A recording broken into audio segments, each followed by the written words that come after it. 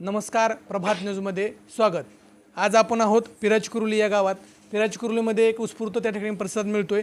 महायुतीकडून कल्याणराव काळे असतील, परिचारक गट असेल, त्या ठिकाणी जे काही शिवसेना एकनाथ शिंदे साहेब गट असेल तो पुन्हा सक्रिय त्या ठिकाणी झालेला आपल्याला पाहायला मिळतोय। 42 गावात चांगली परिस्थिती झालेली आपल्याला दिसते। नेमक्या ताई फिरतायत 42 गावात, काय परिस्थिती असणार आपण त्यांच्याकडून जाणून घेऊया। काय सांगाल, 42 गावात सर्व ही महायुतीचे पदाधिकारी तुमच्यासोबत फिरतायत? अतिशय खूप चांगला उत्स्फूर्त प्रतिसाद 42 गावांमध्ये आहे आणि महिला वर्गांचा पण प्रतिसाद चांगल्या गावामध्ये मला मिळत दिसत आहे। वरच्यावर वातावरण निर्मिती चांगली झाली आहे की माझी लाडकी बहीण योजना जी महायुतीची आहे ती संपूर्ण प्रसिद्ध झाल्यामुळे महिला वर्ग खूप खुश मला दिसतोय। ज्या ज्या घरी मी जाते त्या ठिकाणी महिलांचा समाधान की ताई ह्या लाडकी बहीण योजनेमुळे आम्हाला निदान आमच्या काही स्वप्न असतील, आमचं बँकेमध्ये खातं ओपन झालं, आम्हाला दिवाळीचा सण चांगल्या पद्धतीने साजरा करता आला, आम्हाला मुलांचे पैसे भरता आले। म्हणजे शासनाच्या ह्या योजनेवर, मुलांची शिक्षण मोफत करण्याच्या योजनेवर महिला वर्ग तर चांगला खुश आहे आणि इतर सर्व समाजातील लोकंसुद्धा चांगला प्रतिसाद देताना दिसत आहे। कारण गेली 25-30 वर्ष झालं माढा मतदारसंघामध्ये काहीही विकास झालेला नाही आहे। त्यातली त्यात पंढरपूर गावातील ह्या 42 गावामध्ये पायाभूत सुविधासुद्धा, रस्ते, पाणी, गटार वगैरे सुविधासुद्धा इथल्या लोकांना मिळालेल्या नाही आहेत।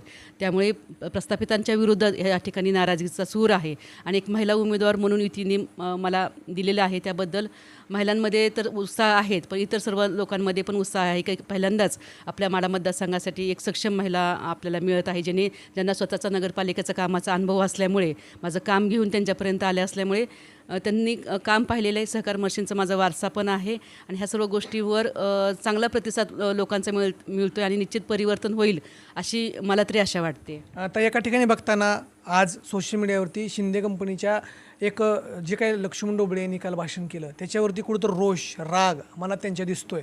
कारण लक्ष्मण ढोबळे यांनी खालच्या पातळीवर जाऊन शिंदे घराण्यावरती आरोप केला। असं यापूर्वी कधी तुमच्या राजकारणात घडलं होतं? आमच्या राजकारणावर अशा आरोपाची विशेष येणार नाही। आमचं स्वच्छ आणि सरळ राजकारण आहे।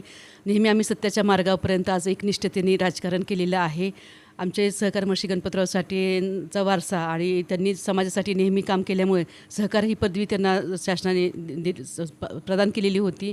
बाबांचं सुद्धा एक आदर्शवत काम आहे, जे संत कुर्मुदास सहकारी कारखाना इतक्या अडचणीतून चालत असताना त्यांनी चांगल्या पद्धतीने ते कारखाना चालवत आहेत। वेळप्रसंगी स्वतःची शेती, संचालक मंडळाची शेती ते घाण ठेवून कारखाना ते चालवत आहेत। वेळप्रसंगी अजून शेतकऱ्यांचे पैसे देण्यासाठी स्वतः शेती त्यांनी विकली पण आहे।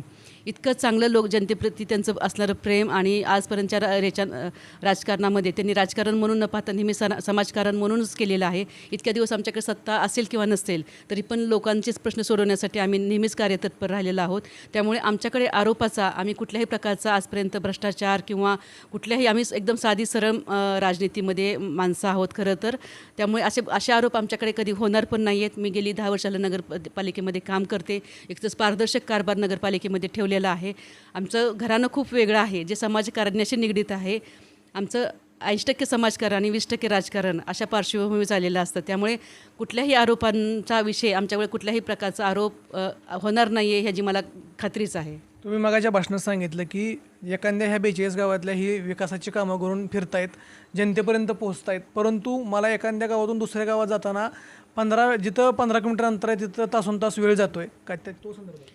कारण मी पाहते 42 गावामध्ये गेली जनसंवादला पण फिरले होते, त्यावेळेस पावसाचं वातावरण होतं। अक्षरशः गाड्या गावामध्ये जाऊ शकत नाही आहेत, कुठेही रस्त्यांची सुविधा झालेली दिसत नाही। म्हणजे गेले 15 वर्ष झालं आपण साध्या रस्त्यांच्या सुविधासुद्धा लोकांपर्यंत देऊ शकलो नाही आहे। गाव आहे, प्रत्येकाने पैसा पाणी मुबलक आहे, ऊस जात आहेत, घरे बंगले आहेत, पण त्या बंगल्यांपर्यंत जाणारे रस्ते त्या ठिकाणी नाही आहेत। त्यामुळे इथं शैक्षणिक व्यवस्था किंवा आरोग्य व्यवस्था लोकांपर्यंत पोचू शकत नाही। जसं आपण हृदय चालण्यासाठी रक्तवाहिन्या चांगल्या लागतात, तसं गावाचं कामकाज साठी, दळणवळण सुविधा व्यवस्थित होण्यासाठी आपल्या भागातली रस्ते चांगले असणं गरजेचं आहे, जेणेकरून गावाचा विकास होऊ शकेल, डेव्हलपमेंट होऊ शकेल।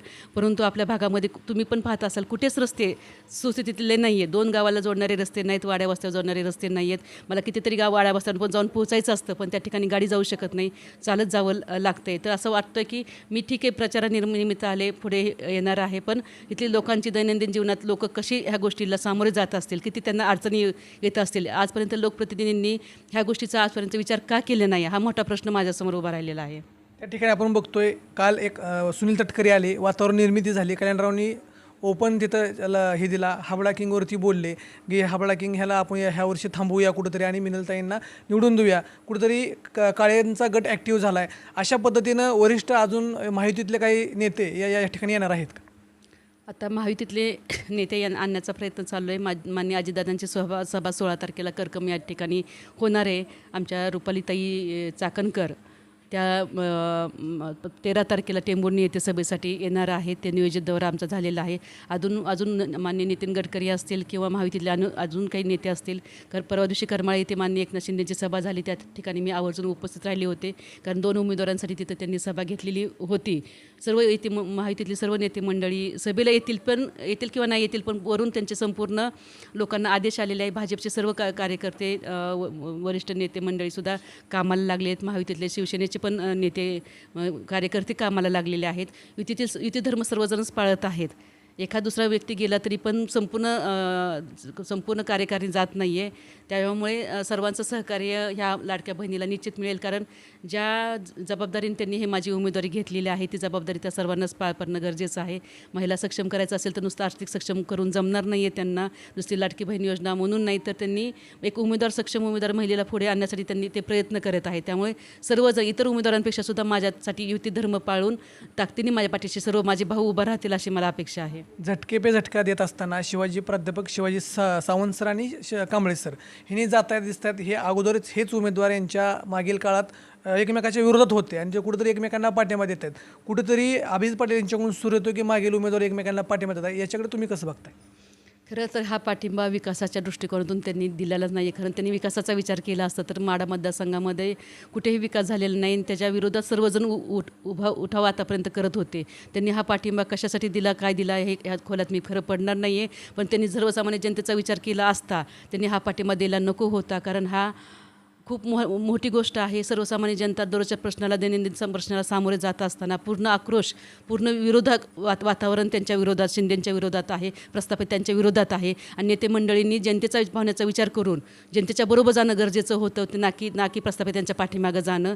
त्यांनी प्रस्थापित त्यांच्या पाठीमागं जाणं आणि आहे त्याच लोकांना परत पुढे आणण्याचा जो निर्णय घेतलेला आहे अत्यंत चुकीचा आहे. पण मी सांगते, हे इलेक्शन निश्चित जनतेने हातात घेतलेले आहे. नेते मंडळी कुठे का असेना, सर्वसामान्य जनता निश्चित आमच्या पाठीशी उभा राहील, कारण लोकांना आता जाणीव झालेली आहे त्यांच्या प्रश्नांची, त्यांच्या अडचणीची, आणि ह्या प्रश्नावर काम करणारं कोण सक्षम नेतृत्व आहे हे पण जनता जाणत आहे. लोकशाही आहे, प्रत्येकाला स्वतःचा मताचा अधिकार आहे आणि ह्या मताचा वापर ते निश्चित जनतेमधून उठाव होऊन मतदानाच्या दिवशी चांगल्या योग्य रूपात मताचा वापर करतील आणि काम करणाऱ्या नेत्याला निवडून देतील अशी माझी अपेक्षा आहे.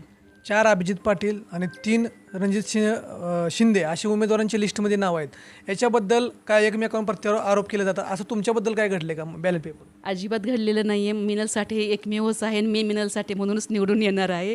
4 अभिजित असतील किंवा रणजित शिंदे 2 असतील वगैरे, त्यांनी एकमेकाबद्दल केलेल्या ह्या खेळी असतील, पण माझ्या बाबतीमध्ये तसं काहीच नाही आहे. त्यामुळे मला असं वाटतं की हे सगळे उमेदवारांमध्ये एकमेकांचं जे सगळं एकमेकांबद्दल खेळी चाललेले आहेत त्याच्यामध्ये एक भगिनी मिनलसाठी निश्चित विजयी होणार आहे, कारण एकमेव बॅलेट पेपरवर पण मी एकमेव आहे आणि निवडून येणारी पण एकमेव मीच उमेदवार असणार आहे.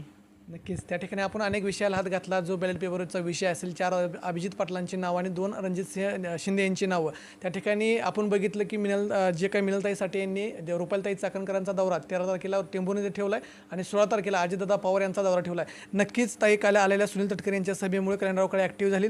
पुढील सभेला अजून किती नेते ॲक्टिव्ह होतील आणि तुमच्या विजयामध्ये भर टाकतील हे पाहणं तितकंच महत्त्वाचं आहे. तुर्तास तरी आपण इथं थांबूया आणि पुढील जे काही अपडेट होतील ते आम्ही तुमच्यापर्यंत पोहोचूया. धन्यवाद.